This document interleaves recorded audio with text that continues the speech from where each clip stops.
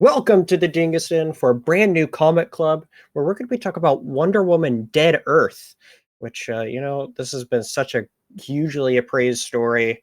And so, you know what? I'm excited to talk about it. Let's get into it. Welcome to the Dingus Den.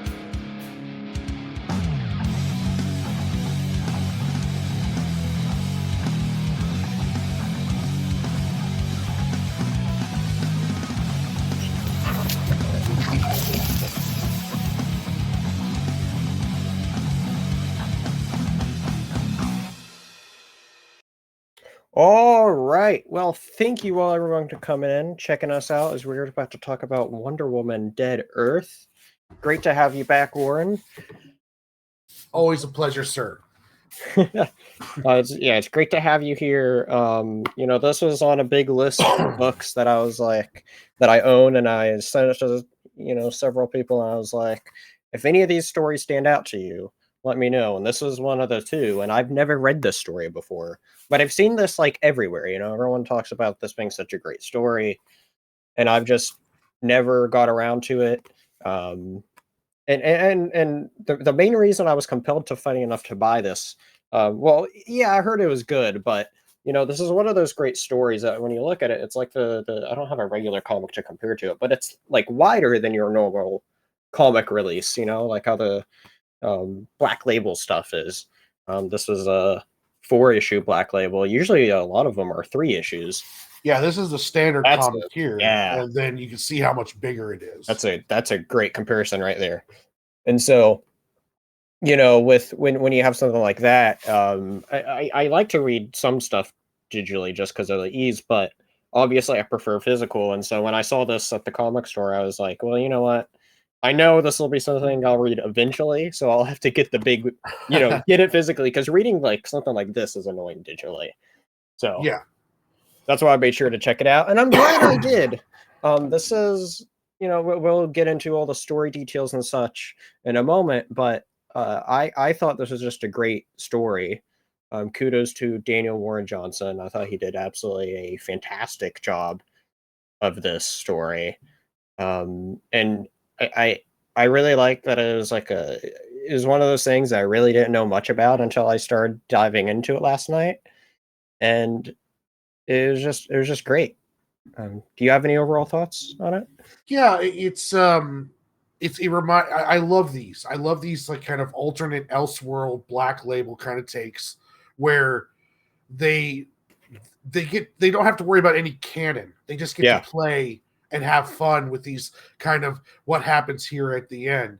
And what's always interesting about these stories is whoever it's focused on becomes like the most powerful center of the universe character. Like if you read the Batman one that Scott Snyder did, I forgot what it was called, but it's kind of like that. It's kind of like this. Oh, the one where he has Joker's head in the Night lantern on Earth or something like that. Yeah.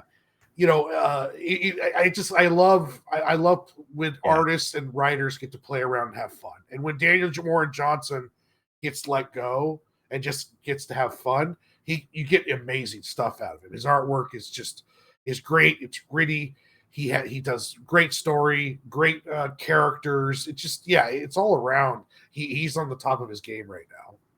Yeah, he's doing great stuff right now. He's known for working over at Image for Transformers, which that stuff is fantastic. I know that's something that we talked about that we might review at some point. He's done. I was just looking at his works that he's done. I completely forgot. He was attached to the Jurassic League that he wrote, which I enjoyed that series. He did a Better Way Bill. That is a very good. Need to check that out. Too. Yeah, that one's a good one. So, but yeah, he's done lots of great stuff. He's earned quite a reputation. All this stuff is known to be great, as well as some of his other works that he's worked on. That's just his, and so. But this is, I believe, the first thing he did with DC. Is that right? I'm not 100% sure, but that does sound right. Because if you look through his catalog, this is his earliest DC work, I believe. He may have done something smaller, but this is like the big thing with his name on it and the whole deal. Now he did that Yeah. annual Batman, Absolute Batman annual too, and So I haven't this had a was chance to like read the it all yet. first main issue that was his, is what Yeah, it looked okay. like. Okay, he did some work that was smaller, contributing to a Flash issue and Deceased Unkillables, but this was like his first big comic that Yeah. was like fully his. And so, but yeah, let's get into this. This story is like, I knew nothing going into it. And this is one of those stories where I think that really like helps when you get into it. Like some stories, it's like sometimes you might need to be sold on. This one I knew nothing about, and it begins with a flashback, and we get these periodically throughout the whole series. Well, mainly, I guess the smaller ones are just more in the first two issues, getting these flashbacks that really does, I would say like ground Diana's character. Really telling you like, oh, this is what Wonder Woman is. That sense of familiarity, and I'll be honest, I'm not the biggest Wonder Woman fan there is. I mean, I enjoy her, but like she's not one of those characters that I know in and out, say someone like Superman or Batman. But from everything that we got with these flashbacks as to with her, it felt to me as if it's like Dana Warren Johnson understood what my understanding of what Wonder Woman should be, despite this new setting that we're in, which we're about to get into, obviously. But that was a big thing that stood out to me. And we get it right off the bat that this is a world that was destroyed. And we get some great, like, all the artwork in this is just fantastic. Oh yeah, yeah. And so here's a Oh, look great at one. that. Yeah, really setting up that there's a big Beautiful war page. that happened. The Great Fire, I believe it's called, as we learn more about that as we go. But yeah, no, that art is just amazing. I absolutely love it. Kudos to what was it? I think Dana Warren Johnson drew this, right? But did he Yeah. color it as well? I'm not sure. Somebody The second name, Mike Spicer, might have did the colors. look, He so we can can get color. the Yeah, Mike credits. Spicer did the coloring. Yes. So yeah, credit all their that's what I thought, but I wasn't sure. So credits to Mike Spicer for also helping this all come to life here. So, but yeah, we immediately get thrown into this story where it's, we see a little bit of these, they don't exactly set up how old they are, but I got the vibe that like these were like teenagers here. Yeah, I kind of felt like late teens, early 20s, if that. Maybe, yeah. And so anyway, it gets right into it. We see these big. We're introduced to the big threats that they're called the Hydra, kind of a lot like a Hydra, but not Yeah, I thought misspelled. that was interesting. Yeah. Yeah, like Well, and it's interesting too, is because as we see, it's like the universal name for it. Like yeah, it's not just for that kind, which I thought was interesting as well. We'll see other kinds of beasts, having that sort of fantastical feel to it, which is cool with a Wonder Woman story, which I really enjoyed. And so anyway, we're introduced to these characters, and as we get into it, we're also introduced to, as they go through, they run into Wonder Woman. it was And apparently cryogenically frozen. yeah. So it's like, what a way to like just begin and automatically get you into it. And then what happens next? That's the thing that when I got to it, I was like, oh, okay, that's like when it really sold me. I mean, obviously we Yeah, have great action here. I gotta highlight this.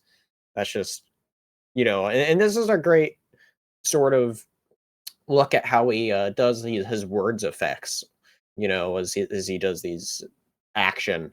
It's very yeah. vibrant, sort of. It's a great artistic. His sound effects are just top notch. He really Yeah. incorporates them. Like he has someone down as letterer. I would like to know how much is the letterer and how much is him, I know with Transformers, it was the same way. Big old huge onomatopoeia, Yeah. and it was really just helped with the whole look of the page on it. And I also love the fact that he didn't draw Wonder Woman like a supermodel. He just Mhm. drew Wonder Woman like a warrior, which was, I mean, Yeah. she's not like ugly, but at the same time, she's not running around in a bikini like Yeah. fighting monsters, all clean and stuff. Yeah, it is an absolutely brutal story. You know, if this page doesn't prove it, I don't know what will. Oh yeah, wait till we get to the end. Oh, that's true. That's very true. There's definitely something that happens a bit later on. I was like, well, I was not expecting that from a Wonder Woman comic, but yeah. But yeah, it begins right off the bat. Very exciting. And then we get to realizing where they are. And this is one of those great moments that when I first read it, I was like, I all within the realization of a second, you look over, you see, you're looking top to bottom of this page. I noticed the dinosaur. Yeah. And I was like, oh, Batman's cave has a dinosaur. And then I look over and notice, oh shit, it is Batman's cave. The moment you look in there, you're like, oh wait, there's the penny, there's the Batmobile, there's all the stuff. Oh, it's literally the Bat cave she's in. That's crazy. And so I don't know, it's just one of those magical things. Like, when you open Yeah. it up and it's a giant page right there. And so I love that with this. And you're like, holy cow, it's Batman ties into this somehow. And no wonder Batman was in shape, because look at that staircase he had to go up and down every night. It's quite a huge staircase. I would hate that. Like, Alfred, get me a damn elevator. I was about to say, we got all these like depictions of like, it's just an elevator he uses, And so no, I love that drawing of the Batcave. Yeah, it's great. Awesome. And then, she goes up, finds Batman's dead body. Bruce just died in his suit. He's like, I'm not taking this off. I'm just gonna chill here. exactly how you think he'd go out. And then we get this amazing spread here, which this oh yeah, crazy. And this is how when we really realize the state that the world is in. Of I briefly pitched this series to a friend earlier. I was like, well, this is Wonder Woman meets Fallout, and that's kind of what this is. And yeah, this is. I was like, okay, this is like I said, I didn't know anything about going into the story, and so it was just cool to be like, oh, so this is what this is, and yeah, it was awesome. But yeah, I think it was a great way to start everything right off the bat with this first issue. And so as we get through it, he gives you just enough backstory to understand nuclear holocaust, DC universe. Everything's kind of screwed up. We know that. We don't know what happened, how it happened, but we know enough to know what's going on, which is really well done. Yeah.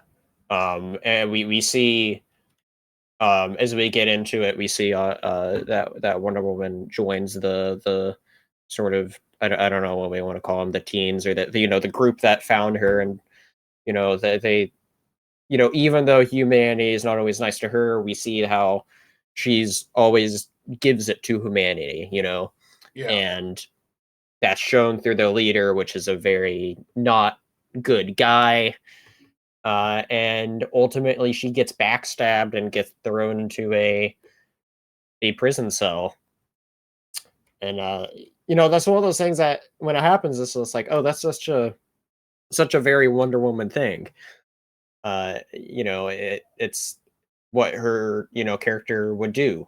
But obviously, well, one of the things to also keep in mind is also there's a whole thing of like, oh well, she hasn't she doesn't quite remember what happened.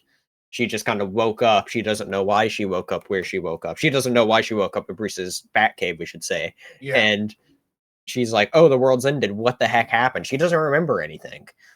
And so, but anyway, she goes into this big gladiator pit.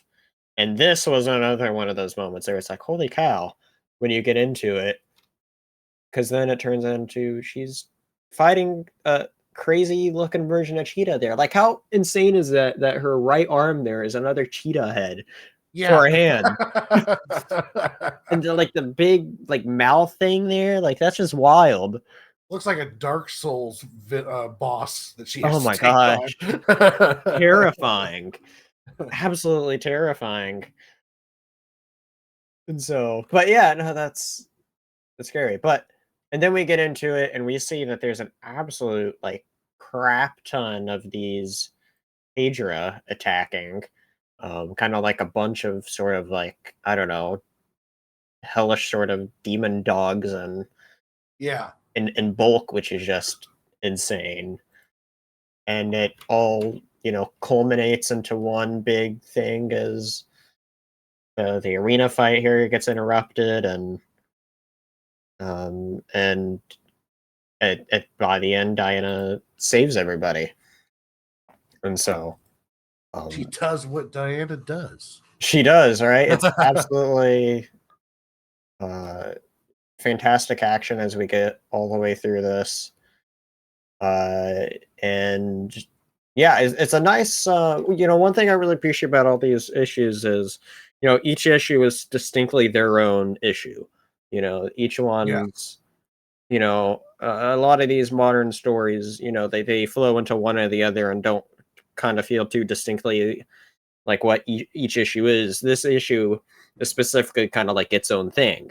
This one obviously sets up everything, and we have a great ending point where she's then sets up that, well, let's go to Themyscira after being proven as like the new person to lead this I don't know, tribe that's left, clan that's left, whatever you want to call these people Yeah, that are this left. kind of Mad Max border town thing going on. Yeah. So, but I don't know, just overall thoughts on the first issue alone. Like, I thought it was just a great way to begin everything. There's like a lot of exciting moments.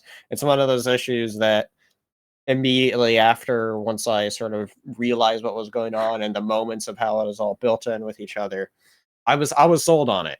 The moment she wakes up in Batman's Batcave and then, takes his utility belt, and then next thing we know, she's fighting a crazy version of Cheetah. I'm like, oh, I'm all in for this. During the whole Yeah. time, getting also these moments of like, oh, this is Wonder Woman's character for sure. Yeah, it was a really well-paced first issue. It lays everything out that you want in that first issue to Mhm. make sure the reader wants to move on. Like, I'm like, at the end of this first issue, you're like, well, shit, what's going on with the mascara? I want to see Yeah. what else is going on. Where's everybody else? Where's Superman? Where's the other heroes? So yeah, Yeah. it's a great way to start it. He just feeds you just enough info so you know what's going on without giving away the whole story, Yeah. and also without confusing the reader. Like, it's pretty easy to follow along what's going on right now. Yeah, I'd agree for sure. And so, and yeah, as we get on through it into issue 2, which as we get into it, we see that they begin their journey to Themyscira. Got another flashback at the beginning, getting set up that even though actually before they start going to Themyscira, there's a bit at the beginning where she talks to I don't remember what his name was, the bad guy that was leading the village though.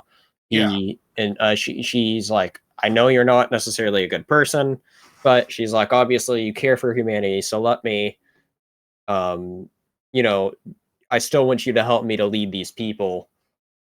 And that's a whole other point of just like, delving into her character, Yeah. of something that she do in such a dire time like this. Well, Just it's as it's one of the important things to remember about Mhm. Wonder Woman. Wonder Woman is an Amazon warrior princess, so she can be very brutal and she can Yeah. fight super hard. But at the same time, though, she has a very kind heart, and Mm.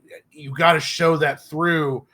And he does it beautifully with in here. Like, there are certain moments where her kindness shines through, even in the brutality of this post-apocalyptic Yeah. Hydra-filled hellscape that she's in. You still Yeah. have to show that level of kindness. And it's the same thing that's going on in the Absolute universe. She's in like hell, but she's still kind to animals and to people. So yeah, he understands Wonder Woman, which is good. That you can't pull a story like this off unless you understand the roots of the character. Yeah, I think that's a very good point to be made. It's 100% agreed, and so it really does help pull the story forward in many great ways. So, but yeah, as we get into it even more, we get this great double spread as they're starting their journey, and I'm not sure if it's 100. Oh wait, hold on, I forgot about this big epic battle. There's this epic battle which I really like, and she was honest here, where she was like, well, I'm not sure if everyone's going to make it through this night, if we're going to be able to beat this, but I'm with you until the end.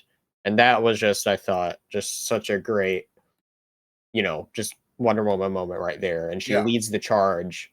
Literally, we can see her right here leading the charge, which is just awesome. Like, the action in this is just very exciting the whole way through, and I think we touched about his sound effects earlier, but like it really just helps this action, feel very, I don't know.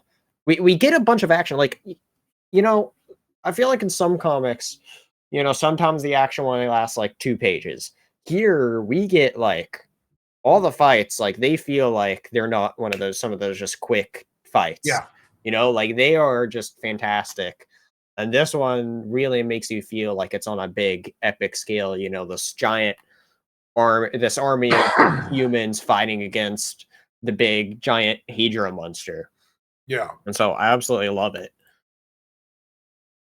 And also you get to showcase Wonder Woman's battle tactics and prowess. She's leading, she's telling them archers do this, and then she goes through and does the hero thing on top of that, kind of like what you would see like in a movie where you have one major good warrior, and that warrior is leading all the other ones as well, doing all this amazing shit. Oh yeah, for sure. And I found it like crazy too, because you're talking about all this crazy warrior stuff she does, and it's like, well, I didn't know Wonder Woman would specifically be like capable per se of doing something like this. Like this is just like a completely like savage move right here that she did. Pouring down the gasoline into the beast, and then I never doesn't get seen very much. Daniel Warren Johnson's kind of created this. She's a Spartan warrior at the same time holding on to her femininity and kindness, which is it's a balancing act, because even in modern comics, like with Wonder Woman, one of my turnoffs for her was that they didn't really embrace her warrior side enough. Like she's a warrior, and she should be kind of like in that Captain America position with the team and stepping up more in that warrior kind of stance. Yeah. Daniel Warren Johnson, definitely, she's like, this chick's like half barbarian. So just guys. I love that so much. Like, as I said before, the action is just fantastic in it, and it gets creative, and it does not shy away from the action, which makes this such a great fun read. Very easy read of, like, if you're just to sit down for like a little over an hour, however long, because these issues are longer than your normal issue. Even though it's only a 4-issue series, I'd say it's closer to about like a 6-ish issue sort of series, as far as on length go, just because you're getting that bit of essentially half an extra issue, if not maybe even almost twice, closer to twice an issue, for each one, which is great. And so, but no, it's a lot of great stuff we get here. One thing I was curious about, after she beats the big Hydra there, they then go off and she takes them off to this lighthouse. Is this, my thought with this is that this is Arthur Curry's like home, or where he grew up or whatever. Is that like, it's very similar to the one that was like in the movie. Yeah. And also, I don't know if it's a direct connection, but it wouldn't surprise me, honestly. Yeah. Like, even the fact that she knows about this unless they like just randomly came across it. It almost does feel like an Aquaman kind of thing. Yeah, I was half expecting like some sort of reference, but we didn't get anything throughout any of this. And so, but yeah, I was just like, I was looking at this and as you mentioned, like my mind was just going to when I know of Aquaman from the movie. And yeah, uh, and you know, both times we saw this place, I was like, that's just what it feels like to me. I don't know if that's what it was, but anyway, as we see here, she's headed off to Themyscira, which I did find interesting because they were like, "Hey, we built you a boat," and then you know they dragged along this boat that's big enough for her and the people that rescued her, the I don't know, teens or young adults or whatever they are. And I don't know, I thought that was just kind of a little bit weird of how you know, boat convenience, I guess. Well, yeah, and way to leave them kind of unprotected. Like the Yeah, Hyde House doesn't have much defense, so she got this whole town full of wastelanders, kind of yeah. waiting by the shore for her to come back. You know, that's it's kind of a weird little situation. Yeah. But we do get to Themyscira, and this is a great, you know, one right here to show it all off there. Um, and you know, is that it's also destroyed, Yeah, which is interesting because as we know, it's usually a place that's protected. But obviously, whatever happened in the world, didn't stop whatever you know didn't stop its destruction to Themyscira. So, but yeah, and then we get to meet the version of Nubia that's there. The look at that. yeah. I didn't know who this character was because I wasn't up on Wonder Woman. Is this like a Himdall kind of character, kind of walking Um, the path? Nubia's a character I like. I see the name pop up a lot, but I don't remember what her affiliation is specifically. I know she's a big part of the Wonder Woman lore. It has a bunch of you know, involvement on Wonder Woman, but I don't remember exactly who Nubia is. Like I said, I haven't read much Wonder Woman. It's one of those characters I want to get into more of. But you know, well, I'll get a better answer later. If you know who Nubia is, let me know in the comments below. Yeah, But anyway, as we get through it, she goes through exploring Themyscira, and she finds her mother. You know, we're seeing the top half of her exactly as she remembers her from all these flashbacks, and then turns out, oh, oh, she's a giant monster. mother, you And put on some weight. just a little bit.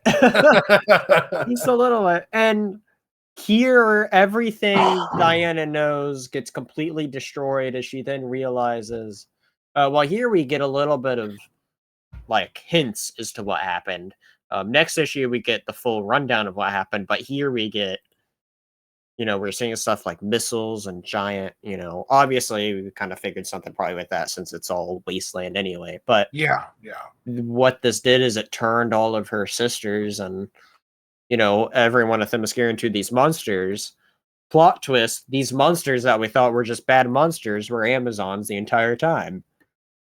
yeah. So she's been killing Amazons this entire She's time while trying to get these wastelanders been over to killing, here. yeah, been killing her sisters, which is just what a crazy twist. And so then she's like all of a sudden now feeling defeated. She tries to leave. Here, you know, this is a great like two-part thing here, right? This comic doesn't shy away from death, you know? That's something that we don't often get with superhero stories, right? They're very always scared to kill people, you know. Obviously, with Yeah, it being an Elseworld story, essentially, it you know obviously they have the liberty to kill people, but like it just doesn't shy away from killing people. I think if I remember right, one of the party died when they were rescuing Wonder Woman. yeah, Here, another person actually dies from Nubia. Like, a lot of times in these things, we get these fan favorite badass looking characters like how Nubia's portrayed here, but then they don't do anything. No, we actually see Nubia kill somebody. And we see Diana and I don't remember what his name is there, but the blonde person kid there, they're defeated there. They're legit. Well, he's at least legitimately scared of Nubia. And then that's when we get this epic reveal of Cheetah rescuing them on a Pegasus. Oh, what Pegasus a that is beautiful double page. I know, right? Oh, All these my double goodness. pages are amazing, but this is one of those that they teased the voice before, and this is one of those great things about how speech bubbles are used in some cases, where some people's are differently bubbled or lettered than others. So you look at that and you see that it's like the sort of squiggly sort of bump. I don't know the right words to say there, but Yeah, like it's italicized and it's Mhm. more of a rougher. Yeah. Yeah. And so anyway, they use those words in the previous page, but I didn't connect it even though it was different. And so it's a cool way of like how to tease it right before, and then Yeah. boom, there's Cheetah coming right here. Because when I was getting to it, I was like, "What? Who the heck is there?" It could literally be anybody. And yeah, Cheetah saves the day. Absolutely epic. Like this story just gets you excited just because it's so action packed and epic. Heck yeah. Getting Cheetah and Nubia fighting each other here. Like this is one of those that's just hard to put down once you start. And so I absolutely love that. But anyway, they make their escape, and yeah, that's where we end issue 2 yet, where um Diana's like, well, I need to go away. I need to figure out, you know, something gone around. And so And she just left all the people at the lighthouse. she left everyone. She goes to the south. Was it the South Pole or the North Pole where Superman's Slayer's at? She's like, Yeah. don't worry, those people by the lighthouse will be fine. Yeah. It's cool, we don't necessarily, whenever you said we're getting to Superman, and so, it touches on what happened or whatever, everything with the big three. But, as we're figuring out more, it does begin with another flashback with yet another epic Wow. page right here. Absolutely. This is one of my favorites. Like when I open it to this, like I just looked at this for like a solid, I don't know, longer than I Yeah. normally would with a double spread. And yeah, this is just amazing. Seeing dogfights in the air, and I read digital, but you can't get the entire impact of this page unless you yeah, open it up in the book. Like yeah, when you open up to this page, you're just like, oh, oh whoa. yeah, 100%. That's one of those things. Like I was saying, like with these books that are bigger than your normal size comic, especially when they're like proportionally don't fit digitally as well, it's like you have to get the full effect of them. I tried reading one digitally and I just didn't reach for it because I was like, this just feels wrong. and so but yeah, it's just truly one of those magical moments because it's just huge when you see this, and it's just amazing. And really setting the stage of like it's a brutal war between the two, and that's obviously what led to the end of the world is these two factions fighting each other, humanity and Amazonians. And so, but yes, as we go on, we do see she goes to oh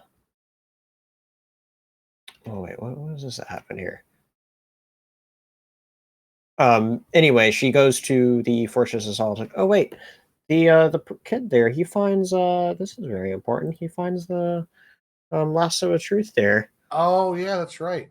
And that's a very cool moment where it's he uses it on that bad person there, and he's speaking the truth of he's like he's saying all this stuff about how much he cares people and wants to do good, and also like realizing like yeah, she is a good person. And I love how this is done here. He's like he realizes that he's a bad person. And so it's one of those people things that it's like, yeah, he's still an asshole, but like you have a little bit of more respect for him after that. Yeah, I heard a couple people talking about it in film, where in writing, you don't want any character to be a real bad person or a bad guy. Like no one thinks they're a bad guy. Everyone's thinks they're the hero of their own story. So even a guy who's a asshole like this, you get to show layers of him. It's like he might have meant well at one time, but then he's now where he's at and he regrets it. Yeah, no, He was very human story. Yeah, he was a really well written character. He is one of those side character arcs that overall stood out to me throughout this whole story. And so I really like that in particular as we go through this. But now we actually get to going to the Fortress of Solitude, where talk about an amazing double spread yet again. Like, that's just amazing right there. Putting his work in, that's for sure. Right. And like this really just sets the tone. Like it was just like a page or two before, setting up how people was trying to come to Superman to help, for them to save him, for him to just not show up at all. And here we see all these, skeletons remaining. Like that's just, I don't know, this is just another one of those just amazing pages. Oh yeah. I mean, the art in this, you can see the save us, welcome back. He tells the stories in it too. Yeah, or come back. Yeah, it's so good. I mean, the art in like all of them are great, but I think in particular, if I had to choose like one that maybe had my favorite art and of all the issues, it might have been this one, just because that we have that war scene, we have this, and then of course, we're gonna see something else big in this issue in a moment. But yeah, in particular, this goes to Fortress of Solitude, finds that Superman is well, actually, first finds this sort of like robot Superman, which is interesting. I'm not sure exactly like who this robot Superman was meant to be. Or he does have a lot of Superman robots, so this might be one of those, but with maybe more higher programming. I'm not 100% sure. Yeah, I don't know what it is either. It's weird because it's like I don't know. It's like it reminds me of like a good version of Cyborg Superman, but all cyborg or something. I don't know. So I wasn't sure, but it's a cool new take at the very least on what a Superman robot is. Because I don't know if we've seen anything exactly like this before, but it was cool to see though. But that's where we then get the reveal that Superman's dead. Yeah, dead. He's dead. And not only that, we find out that she killed him. Yeah. She's like, "Oh, what happened to you?" And they're like, "Oh, you don't remember? Well, you kind of killed him." And so that's when we get the full flashback. She couldn't stop all the missiles coming to Themyscira. And here we get like an interesting detail too of that a bunch of the missiles miss Themyscira because of where it is, but obviously there's so many, that's why like you can't stop everything. And even with the missiles that came through, even though that's a lot, she was able to get almost all of them, and Superman just came too late because anyway, let's just look at that destruction there. I know. They did something interesting too, is before her bands were used to deflect like bullets and stuff along those lines, but then he turned the bands into a way to control her overwhelming power, which I thought was interesting. And it's like that's like you have to take these bands off now, you can go all crazy. And that's kind of what happened to her.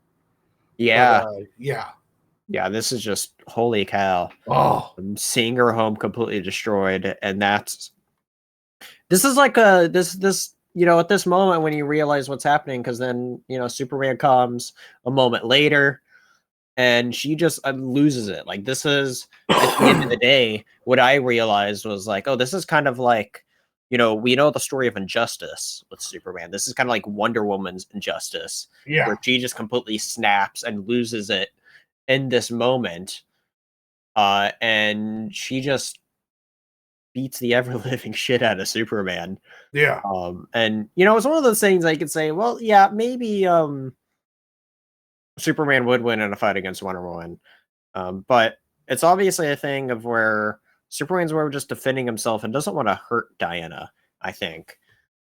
Yeah, it'll always be Superman's kind of, I guess, weakness will be he'll hesitate against his friends and loved ones. Yeah. So, and she's in full rage mode, and without the band, she's also at full power too. Because normally Superman, well, it depends on which interpretation. Sure. This would be much of a fight to some interpretations, but this is a Wonder Woman story. They've established now that she has more power, and she's also enraged. Plus, she's a trained warrior, and Superman, he's not as well trained as she is. So that's a big factor too. That's a good point. People don't think about their fighting histories and how much years of experience she has that Superman doesn't have. Yeah.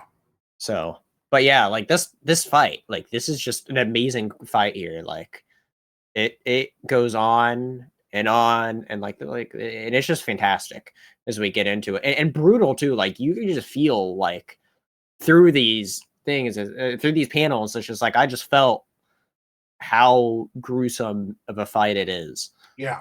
And like you said earlier, some comic artists will do this whole fight in one page. Yeah. Yeah.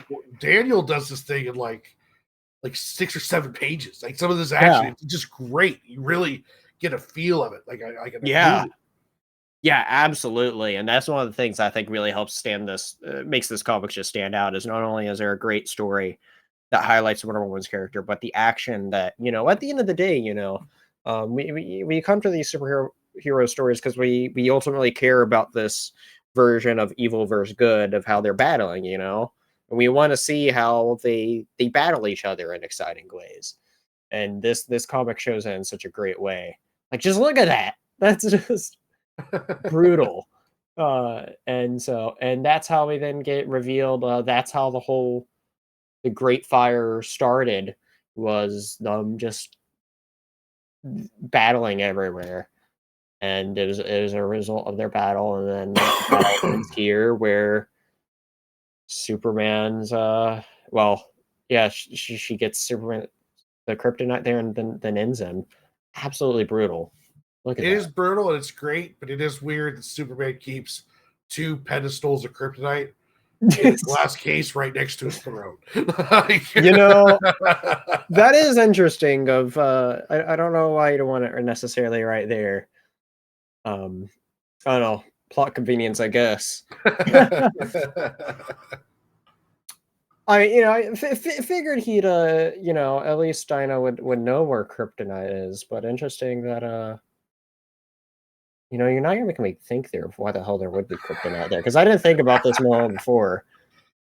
Well, as well as things, as a writer, you want something to happen, so sometimes you force it in there so that way it does happen. Sure.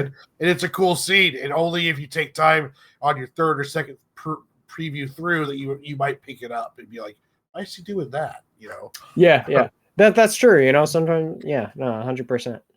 But anyway, as we go through, then learns the kid is waiting for him as she wakes up, and the kid that uses the lasso on Wonder Woman. This is a good moment between the two, and realizing that she tried her best and obviously lost it, but then she still at the end of the day wants to try to help, or at least attempt to help humanity. Yeah. As that's what she's known to do, despite having to fight her family, essentially, or her people. And so, but anyway, he's given the kid's given a box. They find this whole armory, and this was absolutely insane right here. She takes Superman and takes out his spine and skull and spine there, and puts it into lasso. Like, this is just insane here. Yeah, she apparently has no problem desecrating the remains of her fallen companions in order to get I some stuff know. that she needs. Like she's just like, here, Batman, give me your damn belt. It's like, give me your spine. She's straight up like Deadpooling Superman, like in the Deadpool movie where he's Oh, using his spine and head as a yeah. She straight up does that, and I mean, it looks badass, so I don't really care, but it is yeah. funny about how Wonder Woman has no problem desecrating the remains of her loved ones in order to fight. Maybe it's that that barbarian aspect you were talking about, Yeah, it yeah. just overpowers, especially when it's a wasteland, when it comes to being a Fallout scenario. I'm sure, anyone that survives, I know not me, but anyone that's left to survive, absolutely, Technically, his bones are going to be some of the hardest material on the planet, if not the hardest. So, I mean, yeah. it makes sense. It's just brutal. Yeah, 100% is. I was like, oh, not what I was expecting here, but okay, definitely what we're getting from this. And so absolutely wild. But we get into the last issue, and this last issue is essentially just one huge giant final battle. It does begin with where we see where Batman puts Wonder Woman to sleep in the cryo sort of pod. It's, Yeah.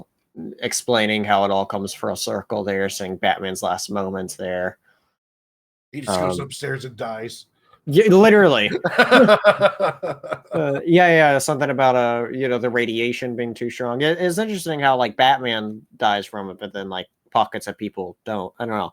Kind of interesting, I guess. Only people that were mutated were characters that were either magical or had some kind of like Cheetah gets mutated.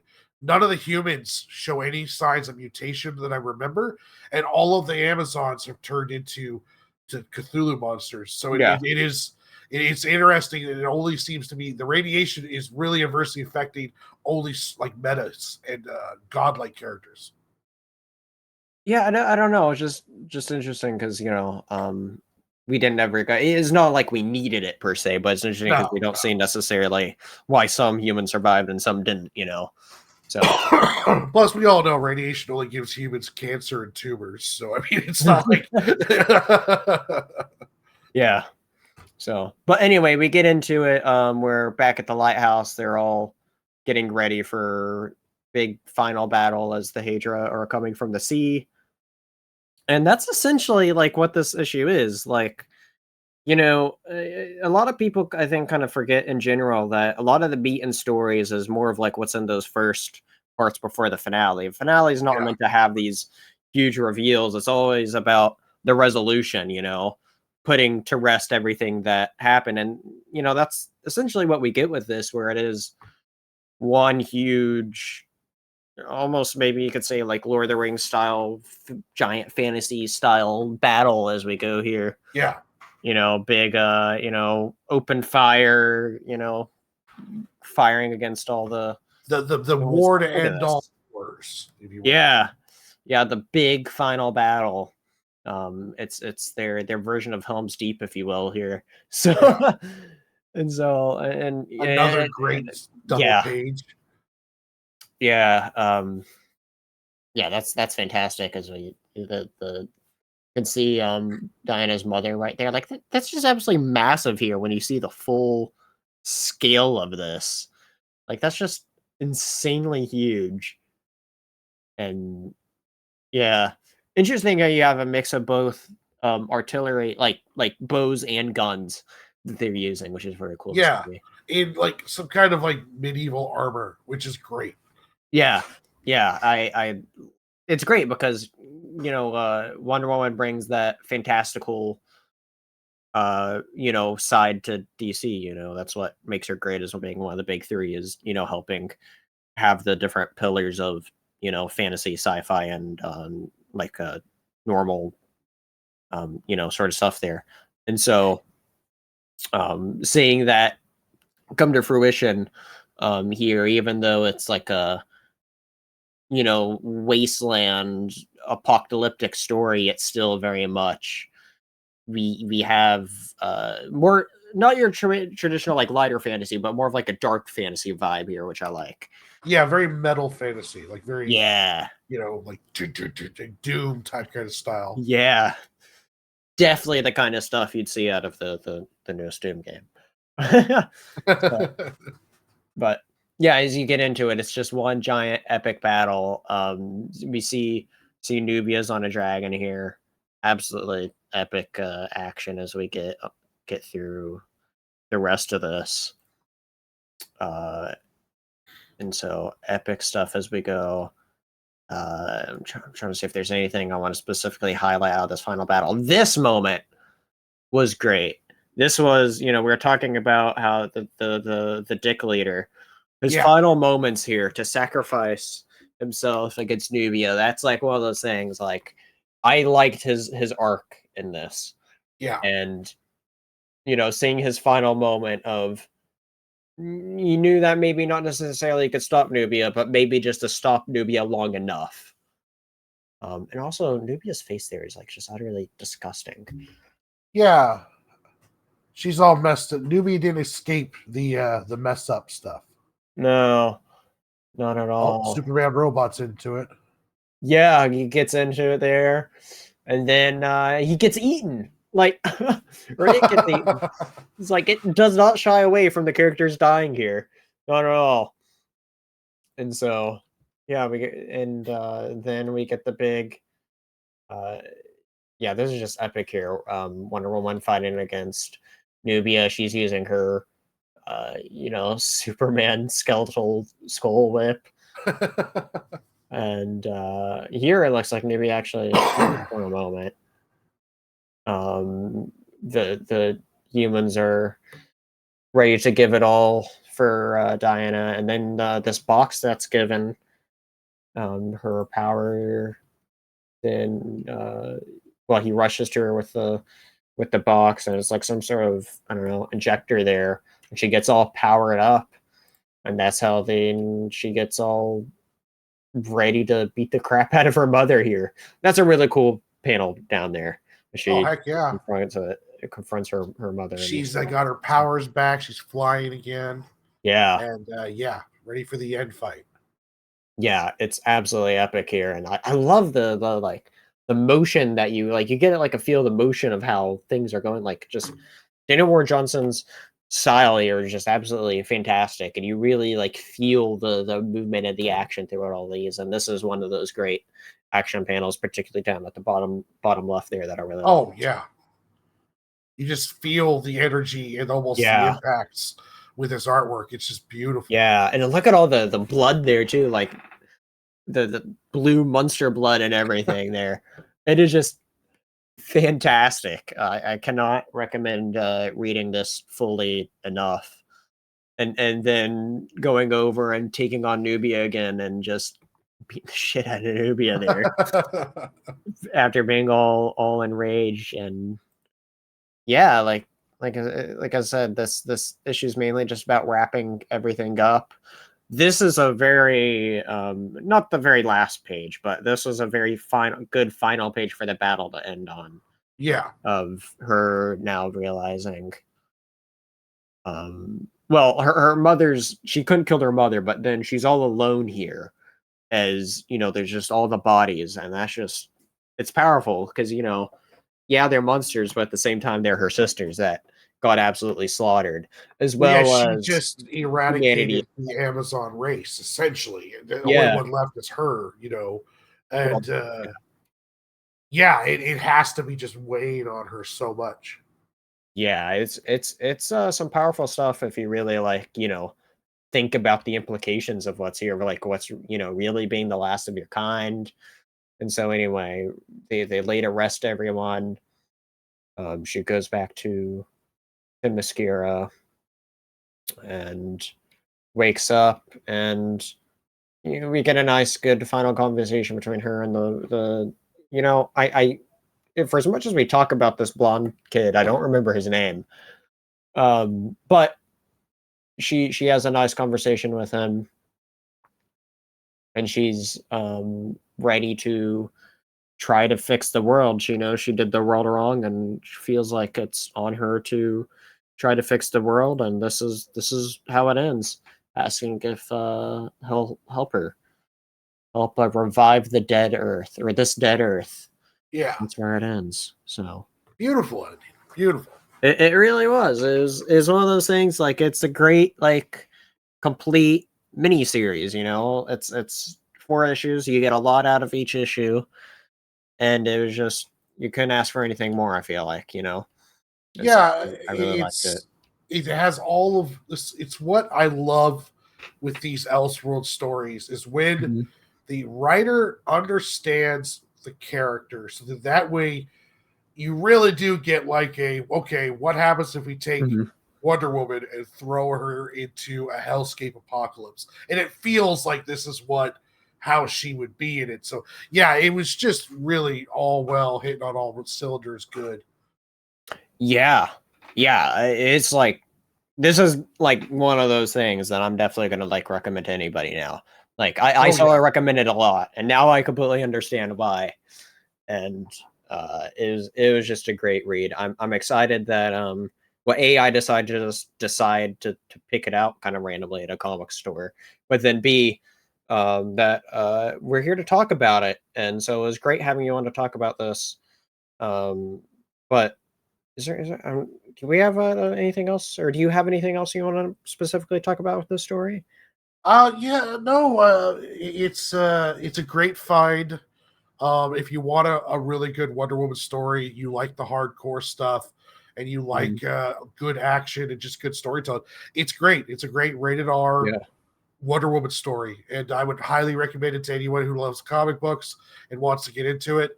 Daniel Warren Johnson's style takes a lot from manga when it comes to speed lines and Mhm. how he does action.